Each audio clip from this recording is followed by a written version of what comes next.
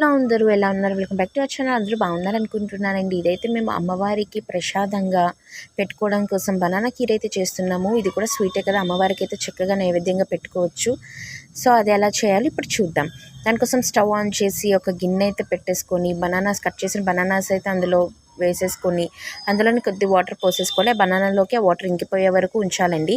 ఈ పక్క gas stove మీద ఒక గిన్నె పెట్టి నేతిలోని డ్రై ఫ్రూట్స్ అవి ఫ్రై చేసి ఆ డ్రై ఫ్రూట్స్ ఒక ప్లేట్లో పెట్టుకుందాము. ఆ తర్వాత అదే గిన్నెలో నెయ్యి వేసి దానిలోని బనానా నీళ్ళు ఇంకిపోయిన ఉండే బనానా పేస్ట్ ఉంటుంది కదా, ఆ పేస్ట్ తీసుకొచ్చి నేతిలో వేసి కాసేపు ఫ్రై చేసి అది పక్కన పెట్టుకుందాం.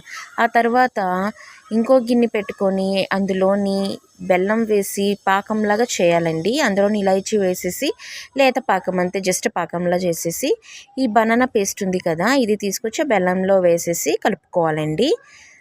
అందులోనే ఈ డ్రై ఫ్రూట్స్ దానిలోనే కొంచెం పాలు కూడా యాడ్ చేసుకోవాలి. ఆ పాలు కూడా వేసేసి డ్రై ఫ్రూట్స్ యాడ్ చేసుకొని కాసేపు కొంచెం చిక్కపడే వరకు కలుపుకుంటే సరిపోతుంది. చాలా చాలా టేస్టీగా ఉంటుంది. చాలా హెల్తీ ఫుడ్ అండి. చాలా పిల్లలకి పెట్టచ్చు, చాలా ఆరోగ్యం. మీరు తప్పకుండా ట్రై చేసి దేవునికి నైవేద్యంగా పెట్టేయండి.